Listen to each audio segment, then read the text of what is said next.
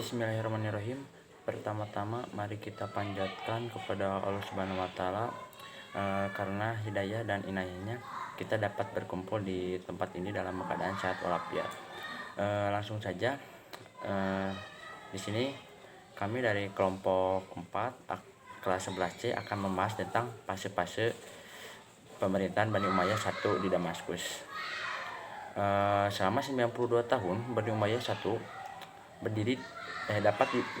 dapat dibagi menjadi beberapa fase pemerintahan, yaitu yang pertama fase berdiri atau fase pembentukan dan pembinaan. Dimulai dari berdirinya Bani Umayyah tahun 40 Hijriah atau bertepatan dengan 662 Masehi sampai masa pemerintahan Walid bin Abdul Malik, khalifah ke-6, Islam masuk ke Eropa atau Andalusia yang dibawa oleh Tariq bin Zaid tahun 711 Masehi. Pada masa ini pembinaan dan peradaban Islam berjalan dengan pendekatan Arabisasi, yaitu Arab Oriented, yaitu pengembangan peradaban yang bercirikan Arab. Pada saat itu pengembangan peradaban didominasi ukiran-ukiran di dinding-dinding masjid dan istana yang dihiasi dengan tulisan-tulisan kaligrafi yang indah dan ilmu yang dikembangkan pada saat itu pada masa Bani Umayyah I pada saat itu masih berciri Arab asli, yaitu bahasa nahwu dan balago. Qiraat dan hadis, tafsir dan tarikh Islam. Pada fase pertama ini, perluasan wilayah Islam berjalan dengan sangat pesat sampai wilayah Islam menduduki wilayah di 4 benua. Yang pertama benua Asia, Afrika, Eropa, dan Amerika. Dan di wilayah imperium besar seperti Yunani, Romawi, Persia, dan Gotia banyak yang takluk pada Islam dengan membayar upeti yang besar. Khusus imperium besar Yunani pada saat itu telah lemah dan semua wilayah telah dikuasai oleh imperium yang baru muncul, yaitu Islam Bani Umayyah I. Pembinaan peradaban, ilmu dan kebudayaan serta administrasi pemerintahan berkembang baru pada periode selanjutnya. Sementara pada periode ini para khalifah fokus pada pengembangan wilayah kekuasaan atau perluasan wilayah atau islamisasi. Dan yang kedua fase kedua ialah fase kemajuan.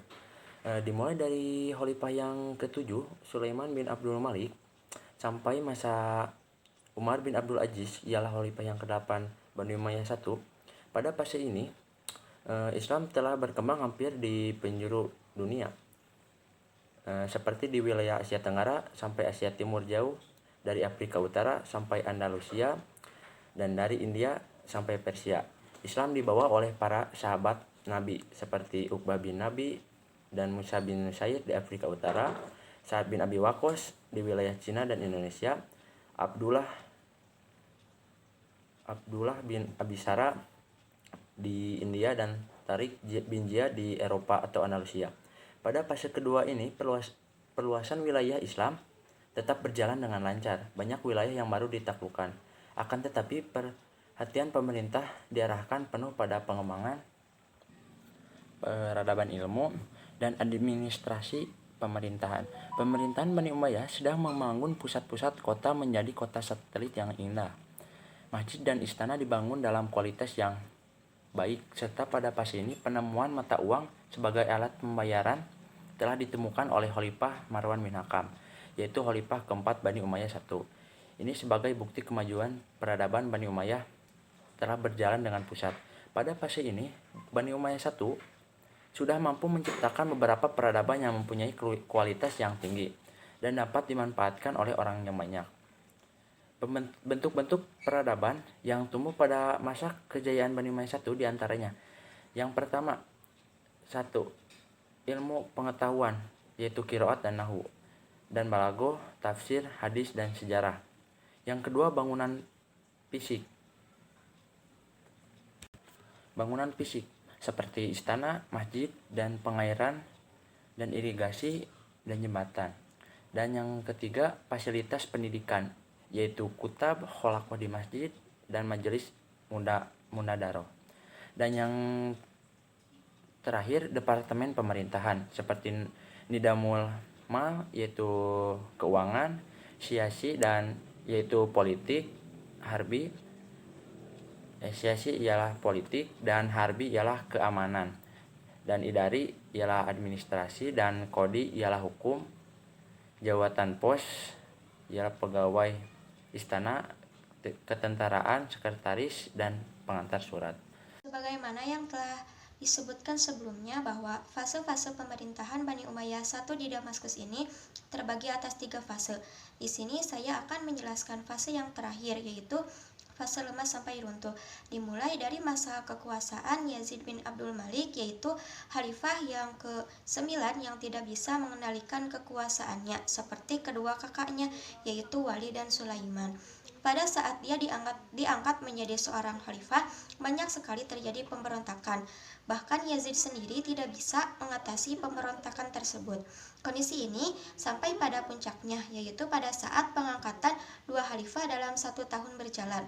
Mereka adalah putra dari Khalifah Walid, yaitu khalifah yang ke-12 Yazid bin Walid dan khalifah yang ke-13 Ibrahim bin Walid. Kemudian, menurut para pakar sejarah Islam mengatakan bahwa puncak dari lemahnya Bani Umayyah ini dikarenakan banyak masyarakat yang benci dan marah terhadap para pemerintah Bani Umayyah lantaran terjadinya pengangkatan 2 khalifah dalam 1 tahun berjalan. Sistem monarki yang dipakai di dalam peralihan kepemimpinan ini juga ikut memperparah kelemahan Bani Umayyah dan juga termasuk salah satu faktor yang paling dominan penyebab runtuhnya Bani Umayyah. Akibatnya, hal ini mengakibatkan memberi peluang kepada para penguasa Bani Umayyah untuk melakukan penyelewengan kekuasaan. Lemahnya Bani Umayyah pada fase ini hampir terjadi di seluruh wilayah kekuasaan Bani Umayyah. Sementara di luar kekuasaan Bani Umayyah terdapat kekuatan-kekuatan baru yang berkembang pesat seperti Abbasiyah dan Syiah di wilayah Hijaz dan Persia, kemudian Bani Fatimiyah di Mesir dan Tohiriyah di Maroko. Adapun kekuatan baru yang langsung berhadapan dengan Bani Umayyah yaitu Bani Abbasiyah, dan Bani Abbasiyah menang atas pertempuran melawan Bani Umayyah. Maka berakhirlah masa kepemimpinan Bani Umayyah ini pada tahun 132 Hijriah atau 750 Masehi setelah kalah dalam perang Al-Ahzab melawan keturunan Bani Abbasiyah. Sekian yang dapat kelompok kami sampaikan. Mohon maaf apabila banyak kesalahan.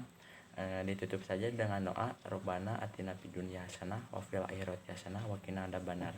Wassalamualaikum warahmatullahi wabarakatuh.